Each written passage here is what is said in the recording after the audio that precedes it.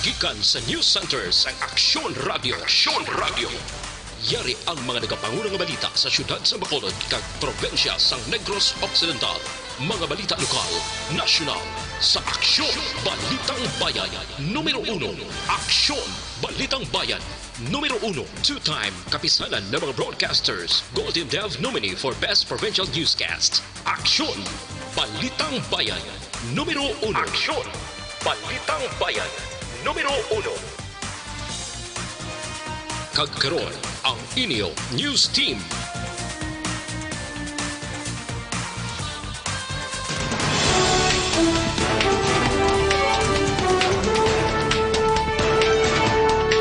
Sa ato nga pangulang nga mga pangulong dinalan sa mga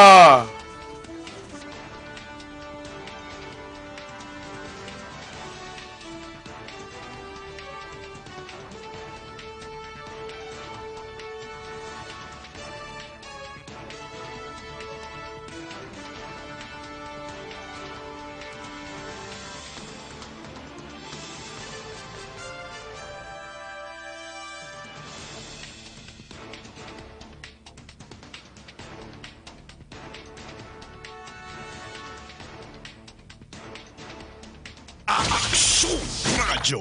Ang Aksyon Radio Bacolod nagapanghayo sa pasaylo nga nadula kami sa tanginan bangod sa power interruption. Madamo gid nga salamat sa inyo paghangop. Aksyon Radio.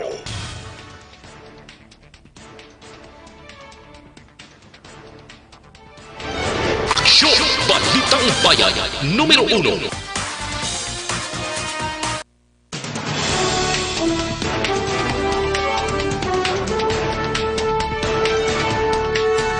sa ato nga pangulang nga mga pangulong dinalan sa mga balita lokal, pamilya sang maestra nga ginkastigo sang estudyante desidido magpasaka sang kaso. Amay ginareklamo sa iya kaugalingon nga bata sa kaso nga pagpanghimulos. Sa balita nasyonal, madamol nga yabok rason sa pahugpa sang chopper nga ginsakyan sa mga opisyal sang PNP. Pagpatukod sang permanente nga military camp sa Marawi, madayon na. Maayong aga Bacolod, may aga binugabahin sang Western Visayas. Karong adlaw Biyernes, Marso 6, 2020. Ang inyong news team, Aksyon Dorel Cabatu. kag Aksyon Boy Duran, ang mga balita lokal pagkatapos lamang sa ne. Si Dino, next ko.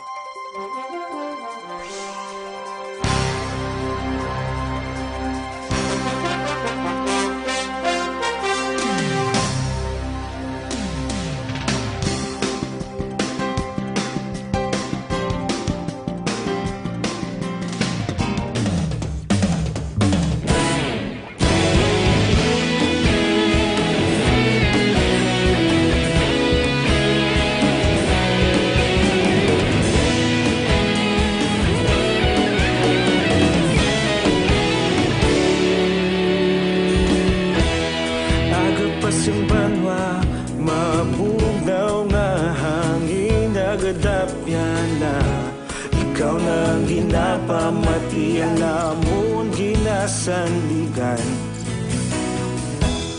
Tingog sang probinsya, kamatuuran ginapalap na. Minsay nga may dala, paglaong kag kasanag. Tinuig na nagligan, ikaw gihapon ang ako nga istasyon. Sa pagbudlak sang adlaw, sa pagtuhaw sang biton. Mga balita nga dala inspirasyon. Aksyon Radio, Bacolod man sa gihapon. Padayon Aksyon Radio, Bacolod saludo sa imo. Padayon Aksyon Radio, salamat kisa pagserbisyo.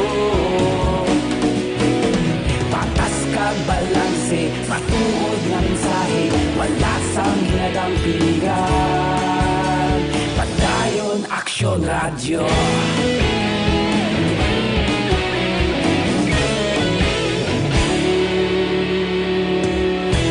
Bacolod nun kag Negros sanon inyong pamatian. Istasyon nga nagapalaplag sang kamaturan. Magbakod nga prinsipyo, revolte driver handa sa serbisyo. Kahapon, karuntag sa gihapon, kita magapadayon.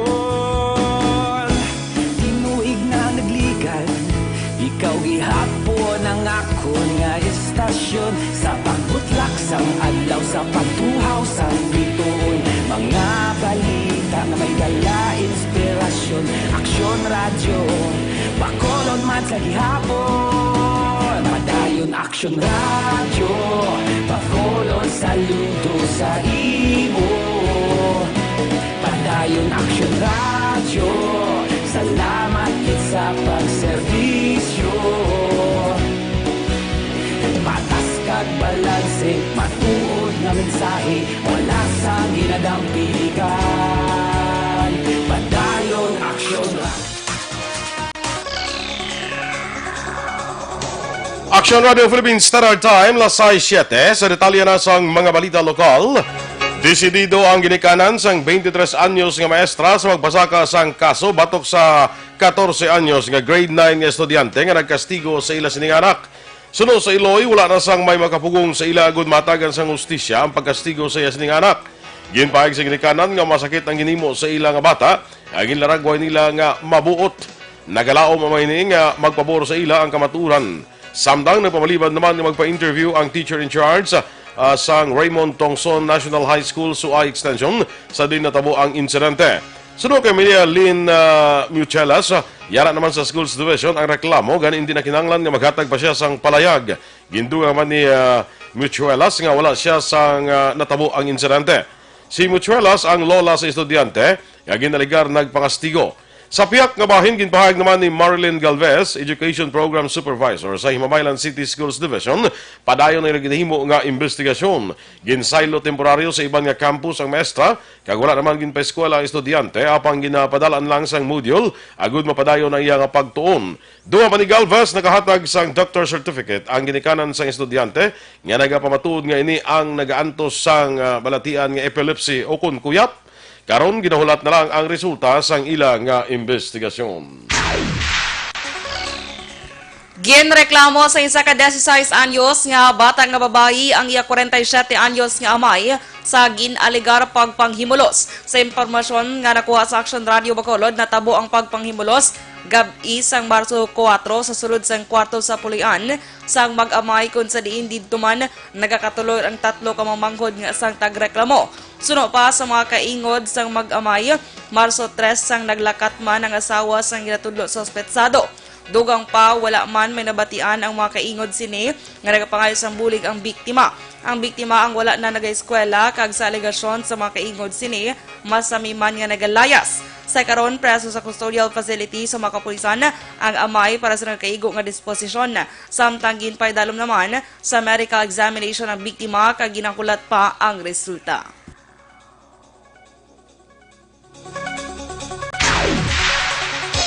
Ginatiwaan naman karon sang Police Station 7 Women and Children's Protection Desk nga makilala ang tricycle driver nga ginsakyan sang 15 anyos nga biktima man sang paghimulos.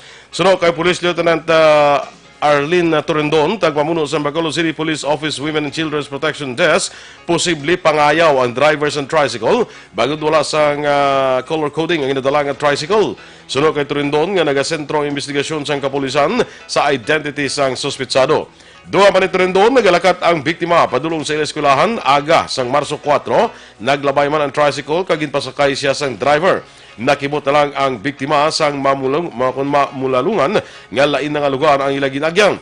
Gindala sa tricycle driver sa campus ang tubo ang biktima kag didto ginaligar ginhimuslan. Suno kay Torrendon, nakapangayo lang sa bulig ang biktima sa mga obrero sang campus sa makakuha ini sang tsansa nga makalumpat sa ginasakyan nga tricycle. Ang insidente natabo Marso 4 sa isa ka kampo dira sa Hacienda Gonzaga, Barangay Mansilingan, siyudad sang Bacolod.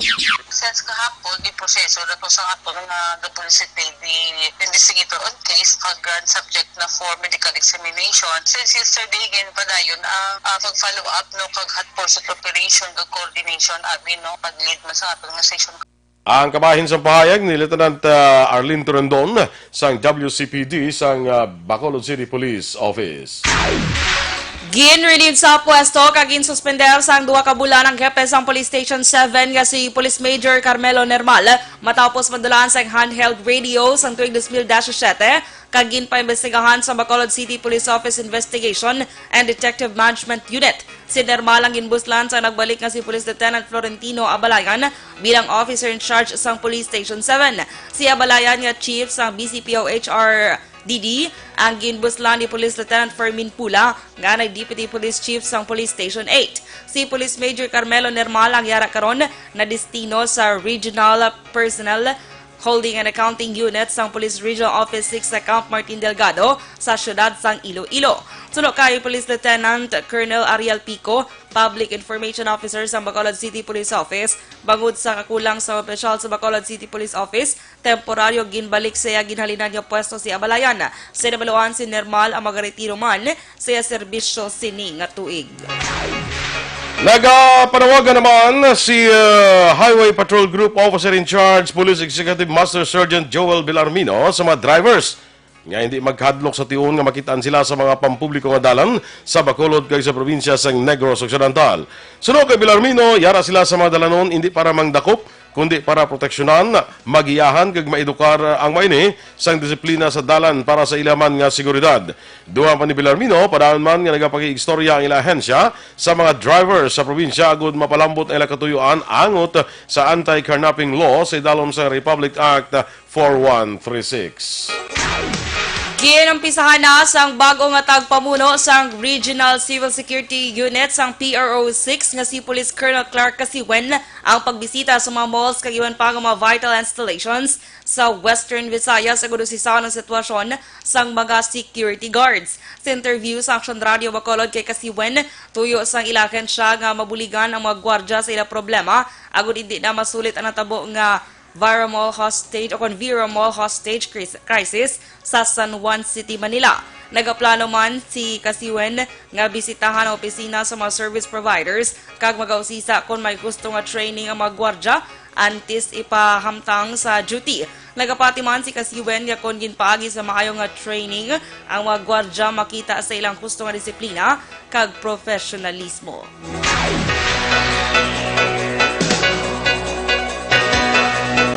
Sa ngayon sir, ang action taken ko naman sa nangyayari sa Vira Mall, chinecheck ko yung ating mga malls, nagko-coordinate ako sa security managers, mga security providers, kung sinusunod nila yung mga training ng mga guard. Ayon sa payag ni Police Colonel Clark Kasiwen. Aksyon Radio Philippines Standard Time, las 6:13. Sa ato naman mga ka-aksyon, nga problema sa mga bukol, nga nagtubo sa inyo nga lawas, sis man kung tumor, hindi na pagpadugaya, hindi pagpabayi, para hindi na magmalignant. Mag-inom na sa Santon Plus Herbal Capsule. Suno sa mga eksperto, ang Santon Plus Herbal Capsule, makatunaw sa mga breast cyst, myoma, bukol sa ovary, bukol sa baga, goiter, kag iban pa. Ginabuligan pa sa Santon Plus Herbal Capsule ang inyong lawas, para nga hindi matubuan sa mga bukol, cyst, kag iban pa nga mga balatian. Santon Plus Herbal Capsule, garantisado, may alibyo. Mabakal sa mga butika, tag 12 pesos lang. Bisitahin man ang Alternative Medicine and Wellness Center sa Medalla Nernais at ubalan sang gate sa Paglaom Sports Complex. Tabuk sinayara dira ang Alternative Medicine and Wellness Center. Pangita lang si Dr. Mel Uy para sa libre nga check-up. Kag ang Santon Plus Herbal Capsule, pwede na ma-order online, ma-deliver sa inyo balay, pagi sa www.kalusuganyan.ph o magbisita lang sa Kalusuganyan Facebook page. Madamol nga yabok rason sang pagugpaas sang chopper nga ginasakyan sa opisyal sang PNP kahapon. Samtang pagpatukod sang permanente nga military camp sa Marawi, madayon na. Ang nagapanguna naton nga mga balita nasyonal sa pagbalik sang aksyon, Balitang Bayan, Numero 1.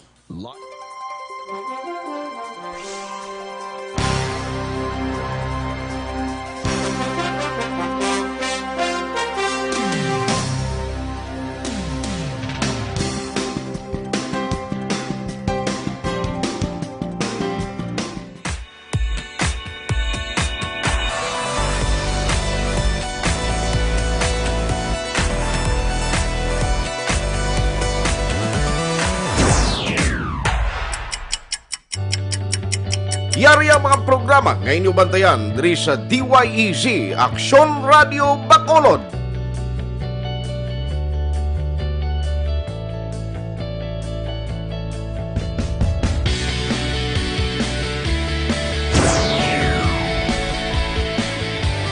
Aksyon Reports, first portion.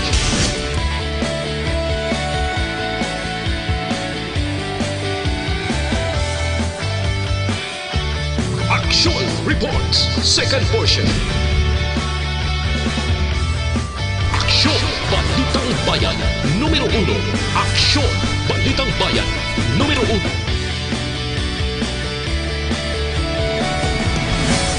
Aksyon Balita Morning Edition.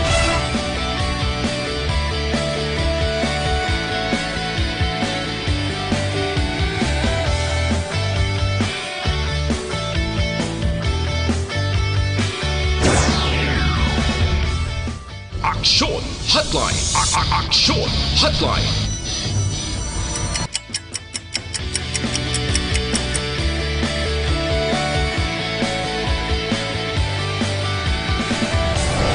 Aksyon Balita Banat Huli.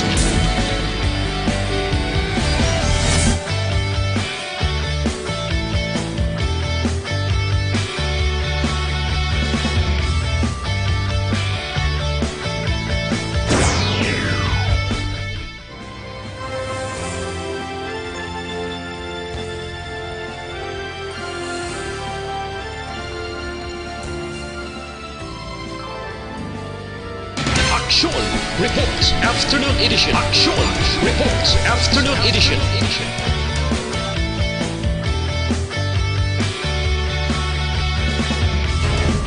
Aksyon Balita Evening Edition.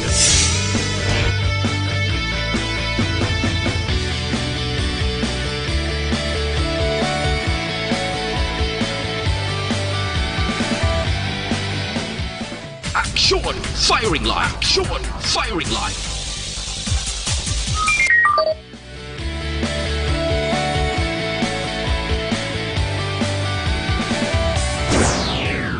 Attention all units.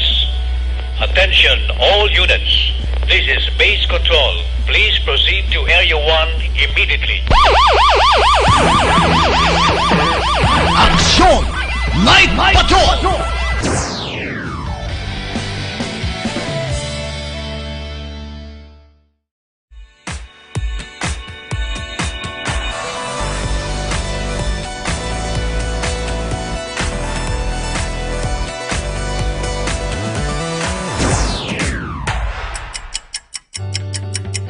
Yari ang mga programa ngayon nyo bantayan diri sa DYEZ Aksyon Radio Bacolod.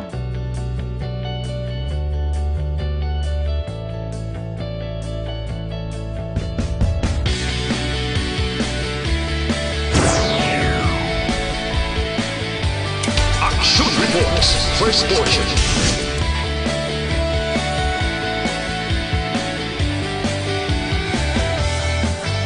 Mga kape, ang Santon Plus Coffee Mix aton nga ginarekomendar sa inyo. Kape ini nga hindi lang nimo ma-enjoy ang aroma sang maramit nga kape, makabulig pa sa imo ikaayong lawas. Kining Santon Plus Coffee Mix himo ini sa santon, soya kag malunggay kag iban pa nga medicinal herb.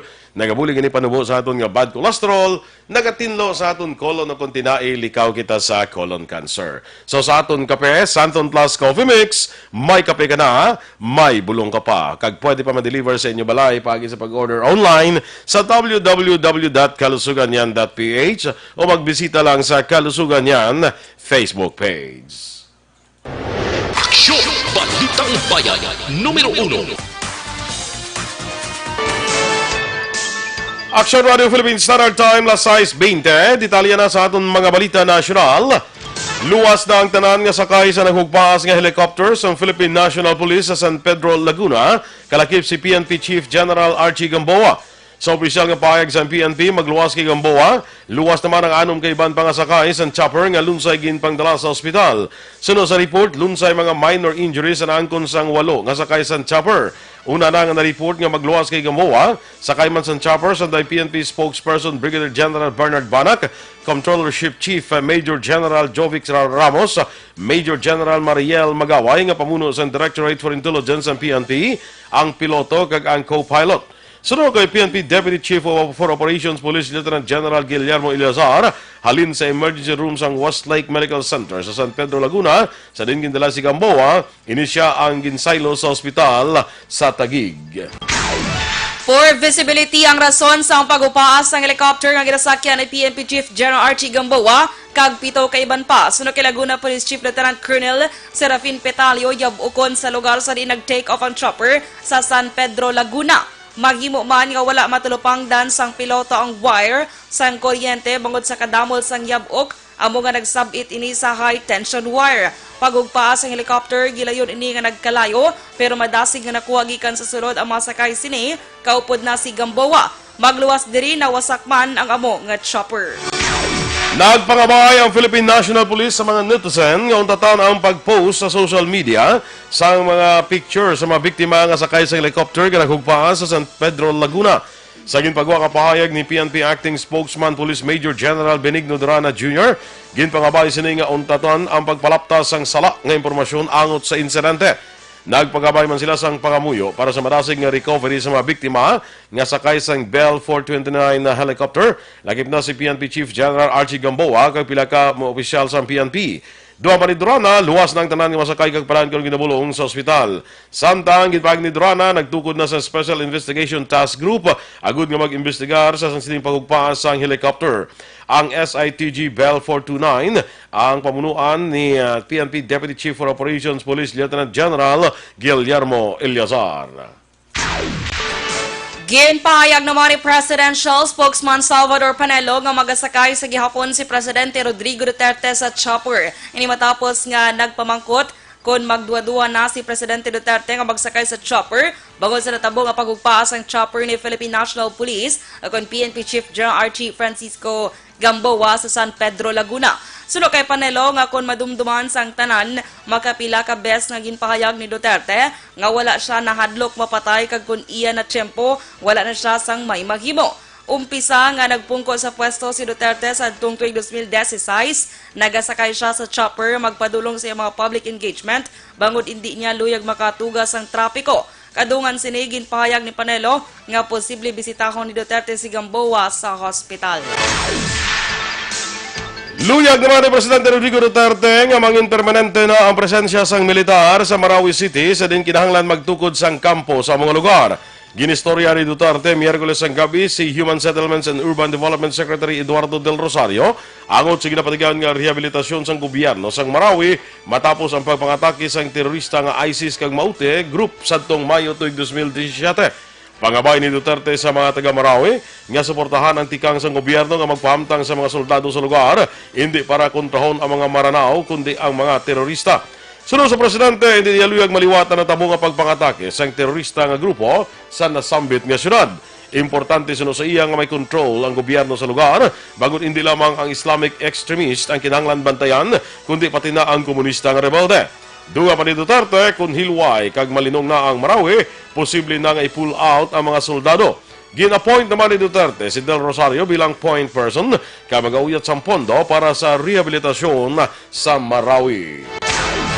Nanawagan si Senator Risa Hontiveros sa gobyerno nga pangitaon ang tanan yung mga kriminal nga mga dumuluong nga nakasulod sa pungsod paagi sa Philippine Offshore Gaming Operations o kon POGO sa Pilipinas. Suno kay Hontiveros, pila sa mga Chinese nationals ang nagapakilala nga Pinoy paagi sa peke nga birth certificates kag passports nga ginatanyag sa mga tour operators. Dugang pa ni Hontiveros paagi sa pastillas modus, nagasulod sa pungsod ang mga nagpalagyo nga kriminal halin sa China. Ginbulgar sang senadora nga sa balor nga 10,000 pesos makasulod kag makapanago na sa Pilipinas ang mga SKP nga Chinese nationals. Palayag pa sang senadora, dapat pangitaon ang mga ini kag gilayon ibalik sa tagsa nila ka mga pungsod. Nagsumater sa petisyon si Attorney Larry Gadon sa Korte Suprema agot sa pag-issue sang permit o kung provisional permit sa ABS-CBN sa 20 kapahina nga petition for prohibition Ginhinyo ni Gadon ang Supreme Court nga punggan ang Kamara sa pagmando sa National Telecommunications Commission nga hindi pag-ipatuman ang notice letter para sa extension sang permit sang TV network. Tuyo sang notice letter nga panugutan ang ABS-CBN Corporation nga maka-operate sa piyak nga matapos ng prangkisa sa Mayo 4.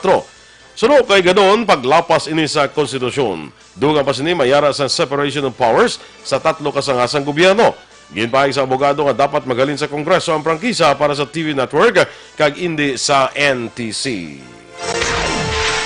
Kumpiyansa naman ang Department of Foreign Affairs kon DFA nga malambot sa Commission on Elections sa kon COMELEC ang target sini nga 2 ka milyon nga registered voter para sa May 2022 national and local elections. Ini ang ginpahayag ni DFA Undersecretary Brigido Dulay sa tunga sang pandam sa COVID-19 kundiin madamo ang nakahadlok nga magwa sa ilang mga balay labi na sa mga pungsod nga may madamo nga kaso sang virus. Dugang konsulo kay Dulay, madamo sa Pilipino sa abroad nga luyag makaboto sa maabot nga eleksyon, rason nga sigurado nga madamo ang magparehistro. Sa karon may kapin 1.3 milyones ka overseas voters ang nakarehistro sa COMELEC.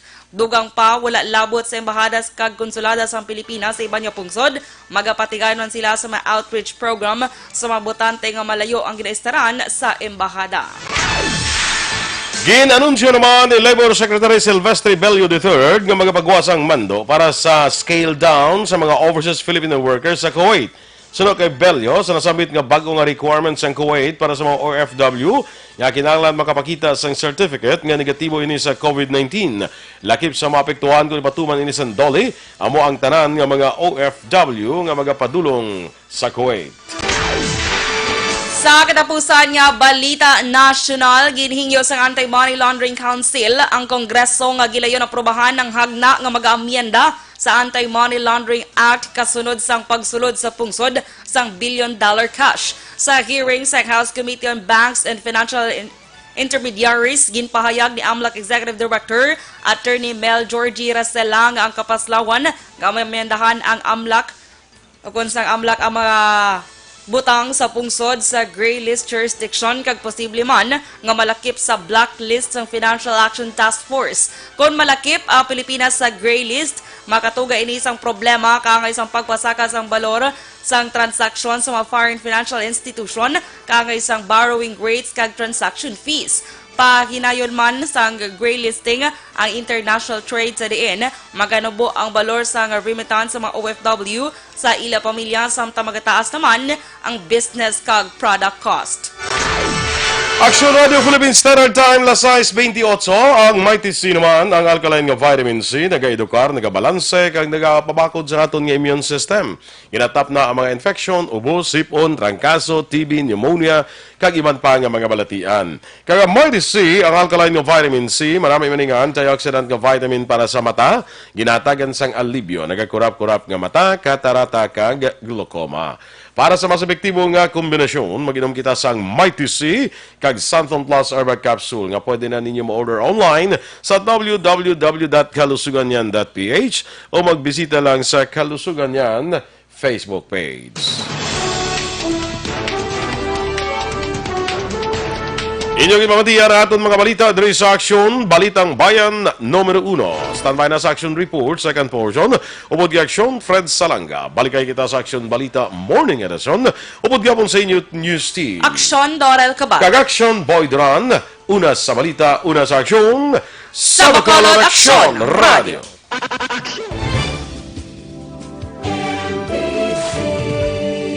Manila Broadcasting Company. Sa balita, komentaryo, isyu, serbisyo publiko. Aksyon Radio. Sa Bacolod, Aksyon Radio. Aksyon Radio.